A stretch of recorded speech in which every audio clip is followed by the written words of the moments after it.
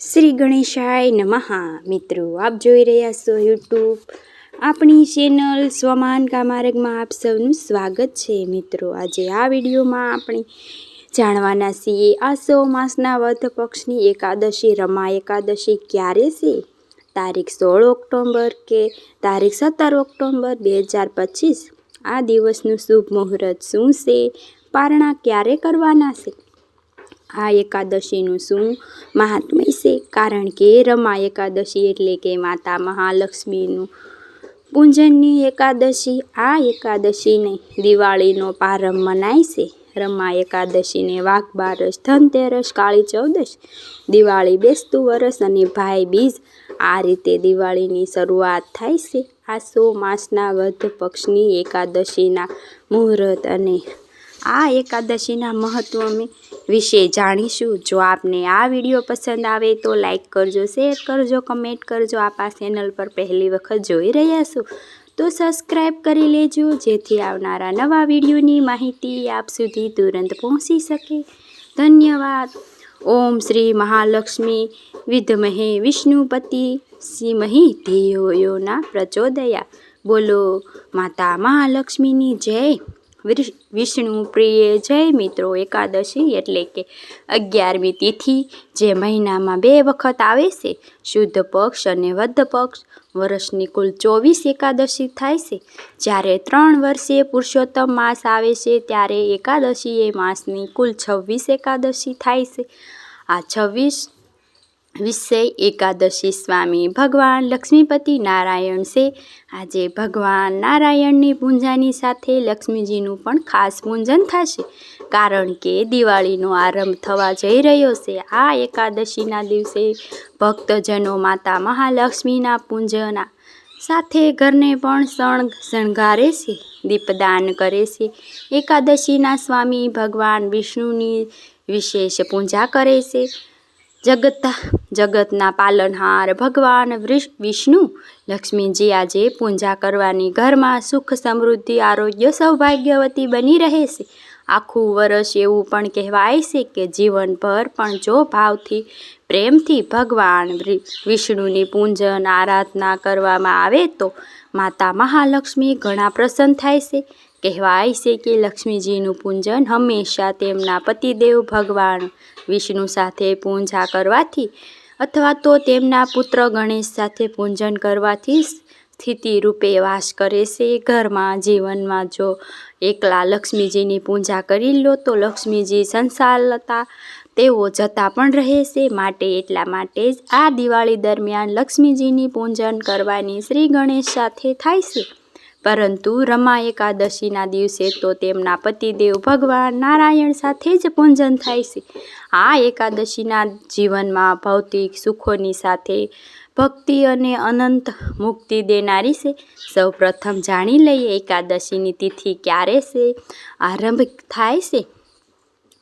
ક્યારે થાય છે. આસો માસની કૃષ્ણ પક્ષની રમા એકાદશી તિથિ પ્રારંભ થાય છે તારીખ 16 ઓક્ટોબર 2025 સવારે લગભગ 10:30 વાગ્યે, જ્યાં તિથિ પૂર્ણ થાય છે 17 ઓક્ટોબર 2025 સવારે લગભગ 11:10 આસપાસ. એકાદશીનું વ્રત એવું છે કે ઉદયા તિથિ અનુસાર વ્રત કરવામાં આવે તો શુભ મનાય છે, કારણ કે સૂર્યનારાયણ દેવનો ઉદય થાય છે.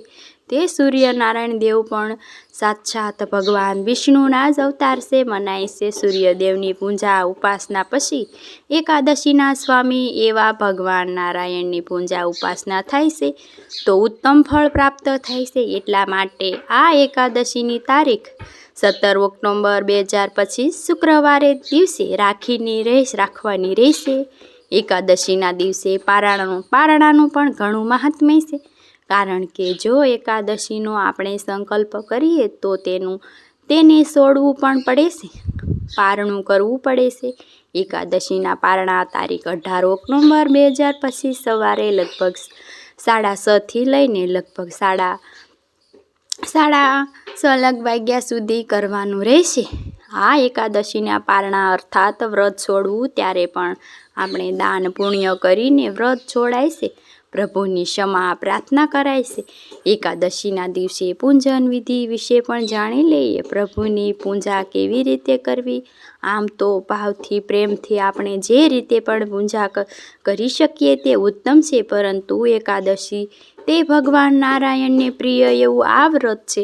જે ભક્તો એકાદશીનું વ્રત કરવા માંગે છે તેઓ સવારે વહેલી ઉઠીને સ્નાન આદિ પરવારી શુદ્ધ વસ્ત્ર ધારણ કરે, ભગવાન નારાયણનું મન હૃદયમાં સ્મરણ કરે, મંત્ર જાપ કરે અને સૂર્યનારાયણ દેવની અર્ધી આપે અને આપણા ઘરના મંદિરમાં જે પણ પ્રભુનો ફોટો મૂર્તિ બિરાજમાન હોય તેનું વિશેષ પૂજન થાય છે.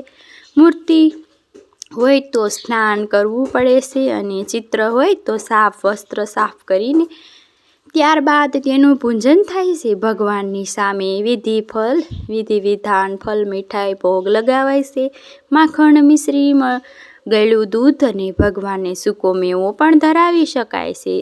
જે આપણે ધરાવી શકીએ તે ભગવાનનો ભોગ સમર્પિત કરીને 2 તુલસી દલ પણ સમર્પિત કરવા. ભગવાન નારાયણને તુલસી અત્યંત પ્રિય છે, જેના માતા મહાલક્ષ્મી જ સાક્ષાત સ્વરૂપ છે. એટલા માટે તુલસી વગર પ્રભુની પૂજા સંભવ નથી. પરંતુ જો તુલસી પત્ર આપણે તોડવાના એકાદશીના દિવસે રહી ગયા હોય તો તે ખરેલા તુલસી પત્ર છે તેનો પણ ઉપયોગ કરી શકાય છે અને પૂજા માટે તોડી પણ શકાય છે. તુલસીજીની પૂજા સેવા પણ થાય છે સવાર સાંજ, કારણ કે રમા એકાદશી છે.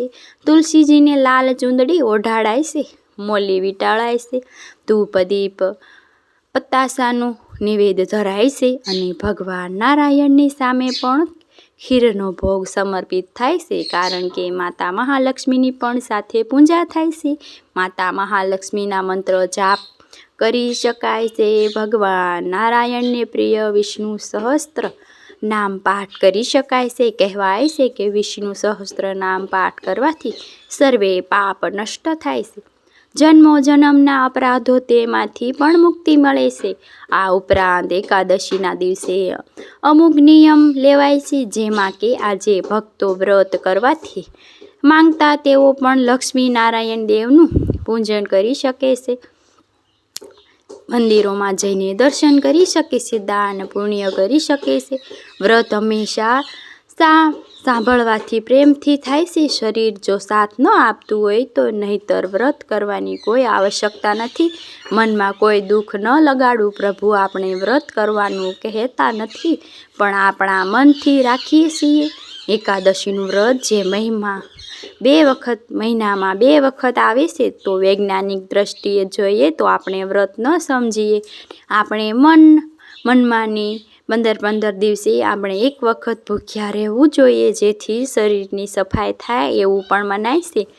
પ્રેક્ટિકલ રીતે આપણે વિચારીએ તો પરંતુ વ્રત એ ભક્તિપૂર્વક ભાવ પેદા કરે છે. એટલા માટે આપણે વ્રત દરમિયાન પ્રભુની આરાધના કરીએ ને મનને મન પ્રસન્ન કરીએ છીએ, પ્રભુને પ્રસન્ન કરીએ છીએ. આ એક આપણો ભાવ છે હૃદયનો. અને આજે જે ભક્તો એકાદશીનું વ્રત ન કરે તેઓ પણ પ્રેમથી ભાવથી પ્રભુના મંત્ર જાપ અવશ્ય કરી શકે છે. ગીતાજીનો પાઠ કરી શકે છે, સાંભળી શકે છે. આજે એકાદશીનું વ્રત હોય એટલે માટે વ્યવસ્થિત ત્યાગ કરવો, વ્યસનનો ત્યાગ કરવો, તામસિક આહારનો પણ ત્યાગ કરવો, રાંધેલો ભાત ખાવો નહીં, કોઈની નિંદા કોથલી કરવી નહીં, જૂઠું બોલવું નહીં, કોઈને અપશબ્દ કહેવા નહીં. અને આજે એકાદશીના દિવસે બની શકે તો જરૂરિયાતમંદને દાન પુણ્ય અવશ્ય કરવું. જે આપણાથી થાય ફૂલ નહીં તો ફૂલની પાંખડી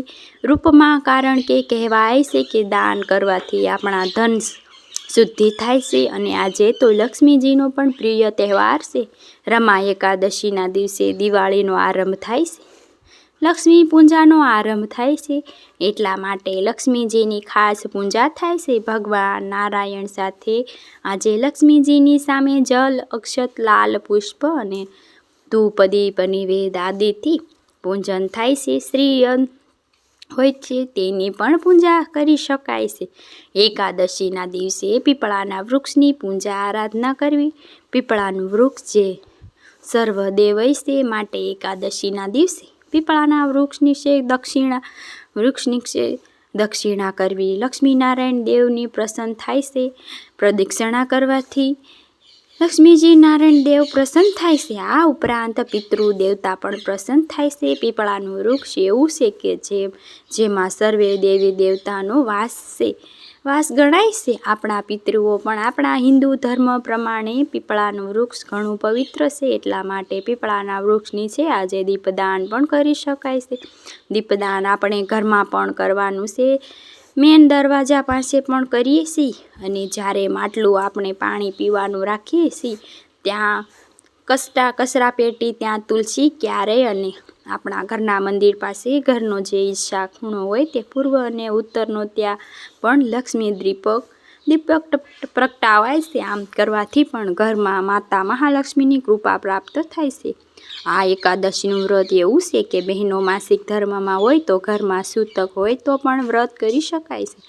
પૂજા નથી થતી માટે એકાદશીનું વ્રત જે ભક્તો કરે છે નિયમ લે છે અવશ્ય કરે. મિત્રો, મને આશા છે કે આપને આ વિડીયો જરૂર પસંદ આવ્યો હશે. મને સાંભળવા માટે ધન્યવાદ. ઓમ નમો નારાયણી વિશ્વ વાસુદેવાય ધીમહિ ધિયો યો ન વિષ્ણુ પ્રચોદયા. બોલો ભગવાન લક્ષ્મીપતિ નારાયણની જય. મિત્રો, મને સાંભળવા માટે ધન્યવાદ. આપ સૌને મારા જય શ્રી કૃષ્ણ.